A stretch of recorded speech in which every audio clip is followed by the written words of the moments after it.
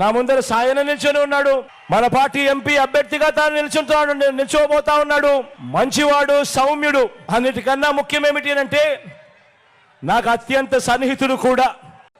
ఈరోజు మీ అందరికీ కూడా మన ఎంపీ అభ్యర్థులను, మన ఎమ్మెల్యే అభ్యర్థులను ఇద్దరిని కూడా పరిచయం చేస్తా ఉన్నాను.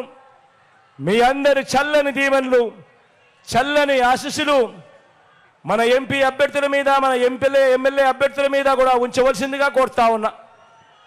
నా ముందర సాయన నిల్చొని ఉన్నాడు.